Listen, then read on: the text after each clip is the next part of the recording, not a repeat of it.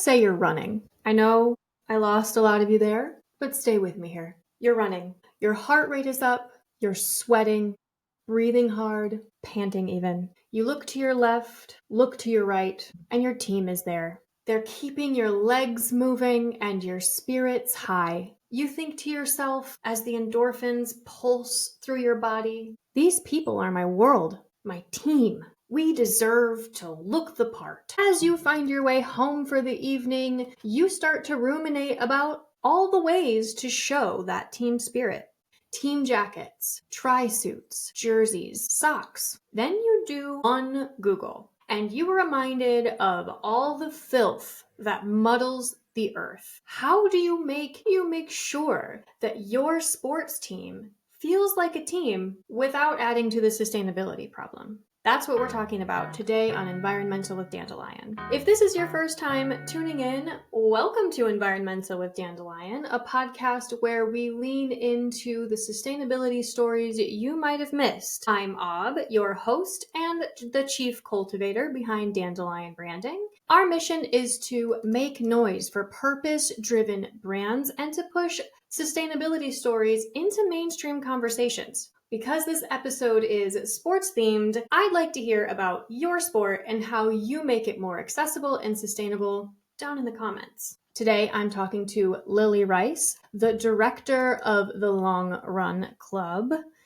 The Long Run Club was built to bring better kit to sports like running and cycling without being so heavy on the planet.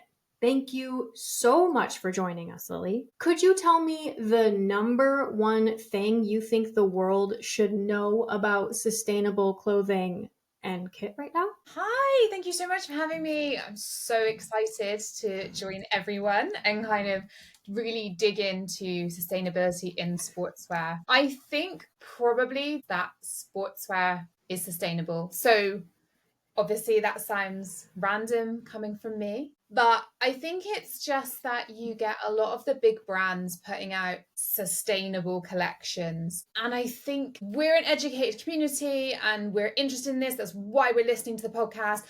But for a lot of people, they really take the word sustainable at face value and think, cool, tick, I've done my bit for the planet. And I think, it's a responsibility as a consumer to dig deeper into that. Everyone needs to have their own personal version of sustainability, the parts that you value. And just because a huge brand has put this on a billboard doesn't mean that necessarily chimes with those values that you hold and what you believe is sustainable. So I think the biggest kind of greenwashing situation that's happening within sportswear is really around misuse of language and wording. Wow, there's a lot there. So when you talk about the misuse of language and wording, I mean, that's greenwashing, right? Like we call it like it is here. Greenwashing is lying. And it can be well-meaning. It could be accidental, and one of the main reasons why Dandelion does the holistic work that we do is that your marketing team and your sales team or, your production team don't speak to each other. So, the production team says, yeah, we're doing this sustainable thing. And then the marketing team goes, boo. And then they look at data and they see that the word sustainable works. And then they are just like on this roll and they just start saying stuff, right? So that's kind of how greenwashing happens in the world anyway. I guess, like, where do you see it? Because you build kit, can you spot it when you're looking at, these big sports brands? So I would say, like, firstly, in the whole vein of calling it as it is, like, the most sustainable sports kit is what you already have in your wardrobe. Like, there's no two ways about it of like making more kit is not sustainable. Which is why we as a brand kind of veer away from that word. We actually use ethical where we can, because we feel that's kind of more holistic, and that's the part I think a lot of bigger brands. So for example, they'll be like, oh, a sustainable collection, it's using recycled fabrics. And you're like, firstly, using what you have is the most sustainable thing you can do. And then I think the next step on from that is really, as I kind of mentioned, is like looking at what sustainability means for you and kind of checking those kind of values with the brands that are bringing stuff out and really questioning them. It's okay to like DM a brand and say, hey, I saw this campaign. Can you tell me where it was made? Or can you show me some kind of authenticity around this? Can you show me some transparency around this? You're going to lay out your cold, hard cash for this sportswear. Like, let's see receipts, guys. Let's see, where was it made? How was it made? What did the brand do to ensure that the things they're saying are true? So, for example, we are B Corp because we knew what we were doing was the right things, but we want our customers to have the confidence that we've also been independently verified. Do you think people are searching? I mean, I think they, like I would, if I was looking for team, I would search sustainable kid or sustainable sportswear. So yes, I think some people are. I also think there's a bigger portion of people who are amazing people doing great things. Like loads of our clients are corporates, people working within really cool brands that maybe B Corp, maybe 1% for the planet, maybe just consider themselves on a sustainability journey, and then they want to raise money for a great charity or do a great team building. So they're like a great brand doing a great thing. And then in the middle, they order, am I allowed to swear on this podcast? Yeah. They order shit kit. And it's like, you've completely just messed up your narrative, because the middle part is like completely against everything you're standing for. So I think there's this big proportion of people who aren't searching for that kit because they don't think about it.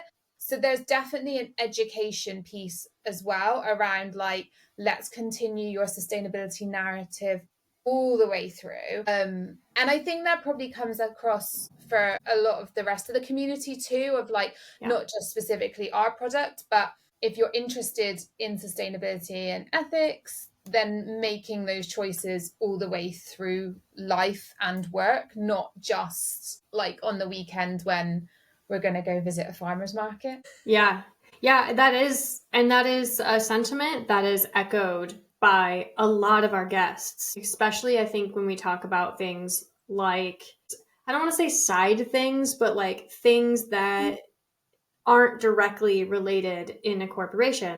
I want to have a team outing and buy a kit, or like they don't think about it for their digital sustainability. Things that are like kind of a low-hanging fruit that just run under the radar. We actually hear that a lot. So I guess it's time for me to ask my favorite question, because I think it like moves right in there. But before I do that, I want to remind all of you out there that the algorithms devalue conversations around sustainability, and we absolutely refuse to censor them or fall prey to the green hush. So please do give that little like button a tap, or share this podcast with your eco-curious friends. So Lily, this is my favorite part. Share, it is, I love it. Share the role that you and Long Run Club play in the transition to a more sustainable future. So I think it really is being part of a green narrative of allowing people to continue doing good while they're doing good. We want to make better kit for a better planet. In an ideal world, we go out of business because no one wants to buy new kit anymore. And maybe their previous customers and our kits lasted so long they've used it. Or maybe they've just realized that actually we can continue using kit we have. And we are like A-okay with that scenario. But until then, we are desperately trying to convert people from virgin polyester to recycled, using ethical factories, using kit that's designed for circularity, encouraging reuse, working from the design, which we all know holds so much of a product's impact at that point, working with these guys to improve that so that the kit has a much longer life cycle, working with our factories on, their workers' rights and making sure that our people are taken care of. And then at the end of the journey as well, we carbon offset the entire order for the client. We give them an impact report so they can really understand the choices they've made. And then we also use 1% for the planet to kind of put that money back into the circle and the economy. So our role is really an education piece in terms of letting people know we exist. Hi. So you can make better choices. But I think that's key too, is around an education piece without being preachy. So I am 100%.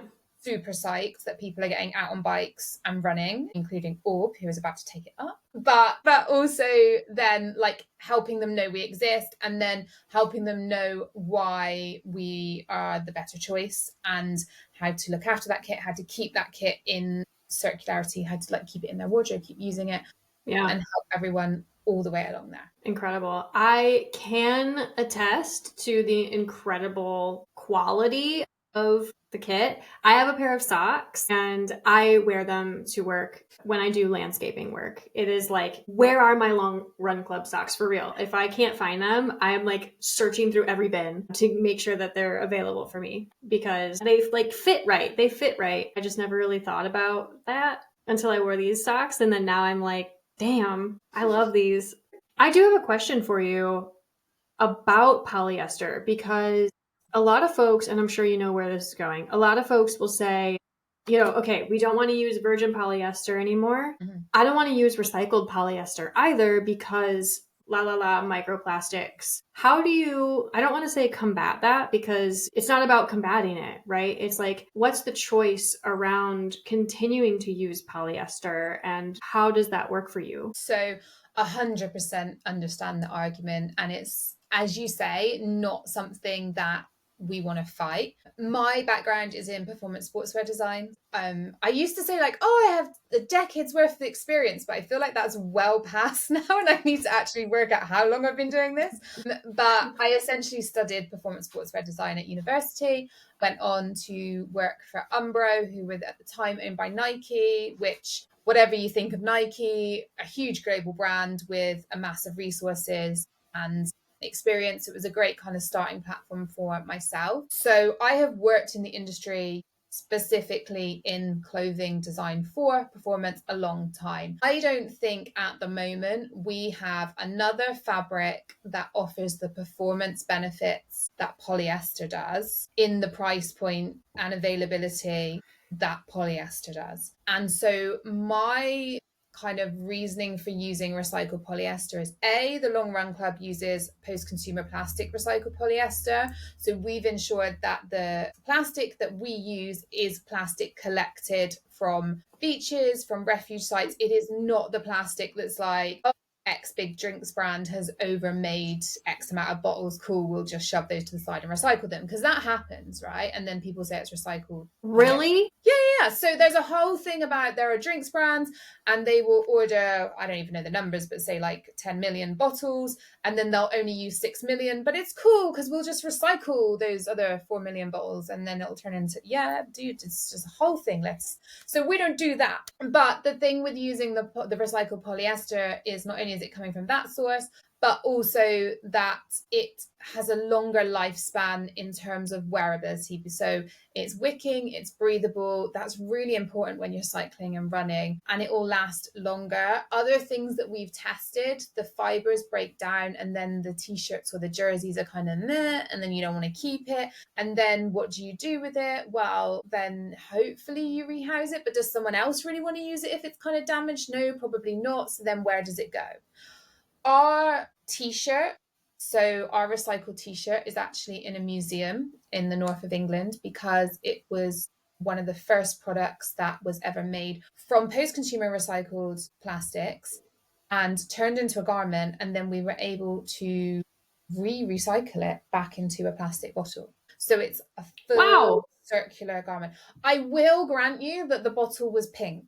We didn't get it to a clear bottle, but if that's your vibes, pink bottle all the way. Pink's my vibe. So I know that's not necessarily specific to kind of microfibers. That's more about, plastics again. But that is our reasoning at the moment for using recycled polyester. We also have wash guides and stuff on our website. We try and educate the consumer around the best things to do around washing to stop the release of that. And I am always kind of working with connections to try and look at other fabric options. A couple of things came to mind for me there. One of them is that you're using plastics that wash up on the beach, like sourcing really well, which I'm sure is like all of the sustainability things. And I think this goes above people's heads a lot. Businesses that are actively doing sustainability work, that's like a whole ass other job. You can run a business.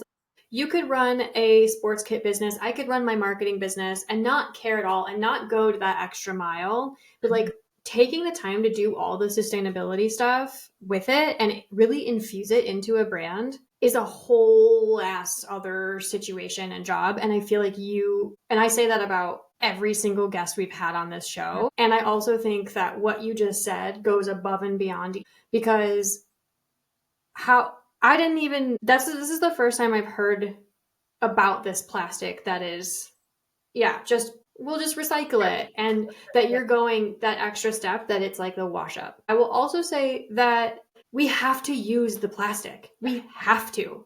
It is everywhere. And yeah, it sheds microplastics. There are products you can get for your washing machine. There's products you can, there are ways you can wash it, like you just said. But the reality is, we have a serious plastic pollution problem, and we need to find a way to use it because it's not going to break down in a landfill. Well, and the other thing that we have is, so two things is like, we have a huge proportion of society who are not engaged with sustainability too. And so they want to continue to buy products. So if we're offering them a better product in terms of sustainability or ethics, i.e. recycled, ethically sourced, like they probably don't care about that, but at least the products they're buying are better than what they would have bought. And then the second thing, kind of in reference to like previous guests you've had and stuff, one of my hugest bugbears is that the minute you put your heads above the parapet and say, we're trying to do something well, is that you get but what about this? But what about this? But you're not doing this. Yep. And I feel like smaller brands, independent freelancers, consultants, agencies, they get it so much more. Like, because I've just said, okay, question brands. Yeah, question brands. But don't try and call out small brands on a platform for like, we're rescuing Labradors. Well, what about the hippo? Like, that's not how this works, guys. Like, ask questions about the Labradors. But like, I just see that so much. And I'm totally open to the conversation about microplastics. I'm totally open to any conversation about what we're doing if it's constructive, which obviously this one was. But I just feel like that's a total takeaway as well, is like how we approach the conversations. Totally agree. 100%. I think there's a lot of infighting. I spoke about this with James from EcoSend as well, like how the Eco-Infighting,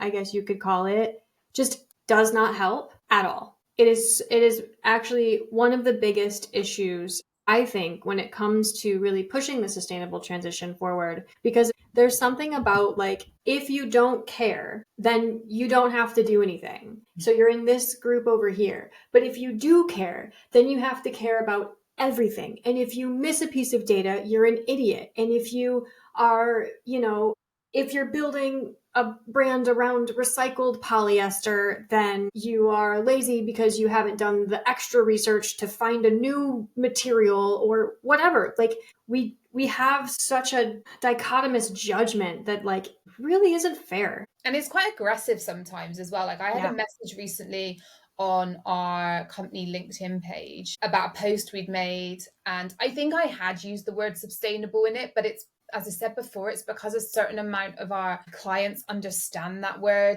And the person was a consultant and she was like, oh, your post is greenwashing. Like you need to look at this. And I was like, actually, we've done life cycle assessments for all our products. We know what we're doing. I'm just going to say we know what we're doing. Not always, not in my life, but with the Long Run Club, we know what we're doing. And so like, I was like, no, man, we've checked this. We've built this business to do this. But I was just really surprised because she was obviously a consultant for kind of companies or whatever. And I was just like, is that the way you're getting business? Is like basically like fear-mongering brands that are trying to do the right thing, and totally fear-monger those that are greenwashing. Like, go after those people for real. Like, there's one brand in our sphere that's done like patchwork jerseys repeatedly, saying that they're made from offcuts, and I'm like, dude, they are made from your own offcuts because you over purchase the fabric, because you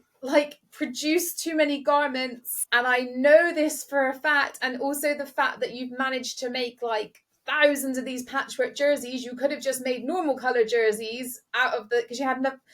It's just, the whole thing boggles my brains. Maybe go after those guys. But so I would like to see less fighting with the wrong people. I can't disagree. I'd like to see less fighting between the wrong people. Yeah. Use the passion for where it matters, I think, is the key. And also, in the sustainability world, please don't neg people to like be your client. That feels bad. Yeah. That feels bad. Or just don't neg people in general, unless you're really like big corporates, go for it. But I just feel like we're in a society where a lot of people seem to forget it's people behind the brands, like the smaller brands. And actually, like, you know, that person could have come with a totally different approach and said, hey, I saw this post. I'm actually an expert in this. I wondered if you'd have had this because I'd love to support you if you need it. Yeah, totally. Totally. I think it's an ugly old paradigm. In the transition to a more sustainable future, we have a chance to change the world and change how we do things. Mm-hmm. And continuing a paradigm of negativity and infighting is like not the vibe. We can do better. 100%. Let's do that. Yeah, do better. Change the paradigm. Yeah. So tell me, what is the biggest misconception you see in the kit world? I mean, I guess aside from kind of the greenwashing, I think as well, it's all about needing new stuff all the time. We were joking the other day, actually, because I got an Instagram ad for a pair of trainers that I use in the gym, and it was like version 15. And even my husband, who like loves a bit of kit, was like, I really feel like once you've got to version 5, you've probably nailed it, and maybe we don't need any more. And they just looked exactly the same. And I was like, you just don't need new kit. As someone that makes kit, whose entire career is around kit, I am telling you, you do not need new kit. Like, it's just, I mean, you're not running that often, dude. It's just not happening. But if you're gonna get new kit, get better kit. And I totally get why we exist, because brands want to celebrate when they're doing amazing things, and I'm here for that. But in terms of like fashion trend in sportswear, it's just not a thing we need. Like I saw the other day, you know, leggings are out. Did you get this memo? Leggings are out. So we're not into leggings now, girls. Apparently we're into like flary trousers. This is a new trend. The flare, I've seen the flare. Is it like the almost legging with a little flare at the bottom thing? We're into those, and we're into a loose cut trouser, because now everybody apparently is strength training, which I am, but we're all strength training and Pilates and all this. And then pickleball launched like a whole new trend of sportswear, and I was like, I'm sure we could all just be wearing our running kit because it's shorts. We're wearing what, loose leg pants? Yeah, because they've sold us all the leggings. We all own the leggings. So now they're telling us that they're out. So now we have to buy the new shape. I mean, I love me a good a loose trouser. I'm not against it and fundamentally, but what I am against is like, if you have a wardrobe of something and you like to go to the gym twice a week, I think you can just wear the something that you have. Yeah. And equally, like if you're a running team, like cool, order a set of t-shirts, and then when someone else joins, I don't feel like everyone needs a new t-shirt. We could just get them a t-shirt. Okay. What do you think about, so you're in this world where you sell kit and you sell workout clothes. For Americans, they make workout clothes. I should have said that earlier. But a lot of people do these workouts to like look good, stay trendy. Does it feel, I guess, like going against the grain to say you already have leggings or you already have workout clothes, you already have kit? to do the workout that's going to help you look your best. Because a lot of people are like, no, I need to go to the gym, look at my finest. I feel like there's space for both though. Just buy well, buy once. Don't you I think it's not about not looking good. I want people to look good. I want people to feel good, but I don't want them to follow trend, which is based on a consumer kind of playbook of, oh, we've sold them all this, so now we're going to sell them that. Like, you don't need to do that. But how do we shift that? We have these podcasts where we shout really loudly at them to not do that. Don't do that. And then tell your friends not to do that. Yeah. But I think, like joking aside, that genuinely is what it is like, we have to have more of these discussions of, you do know you don't need to buy that. Like, that's not needed. And I think as a brand, like, we have the conversations with them around, how can we best design this t-shirt so that your team have got longevity out of it, so that you're not coming back to us in 6 months' time. And if we make kit, so one thing we do that's really cool for us is we're partnered with an event called Dryland de Giro, which is this amazing European cycling event, and we do their finisher jerseys. Now, in an ideal world, events might not have finisher jerseys, but a lot of people love the memento, and it's a big thing for these guys, right? So we've worked really hard with them to make the finisher jerseys fucking cool. They are the coolest finishing jerseys, and people wear them like day in, day out, repeatedly. Like, the amount of kind of pictures we get sent of people on their training rides, like a year, 2 years down the road, wearing an older jersey. They turn up to following year's events wearing the jerseys. So they look cool, but they're reusing them, they're re-wearing them. It's actually something of value, as opposed to when you get like a finisher t-shirt that has like this huge sponsor across the chest for some crappy company, and it looks rubbish, and you're like, I'm just gonna wear that to like do my cleaning on a Sunday, and then that's it. If ever. Even worse, it just gets donated, and you're like, nobody wants that. Like, who's gonna buy that from the thrift shop? No one. And then it ends up in a pile in Cambodia, literally. I am here to watch your running, cycling, gym reels where you look good. That is a good time for me with a coffee. There's no need to end that, but we just need to make better choices about what we're buying and wearing in the funny reels. Love it.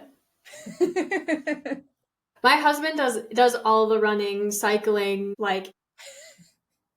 That's not how that works. He can't do it for the household. You know that, right? He does the running. Well, he does. Okay. I married into a family of runners. I don't know. But and indeed, he does keep his jerseys, and he's got like the ones with the big brands, and he like wears them when he's stinky bouldering. Mm-hmm. But he cycles to work every day. Mm-hmm. And he often wears one that he got on a bike ride from.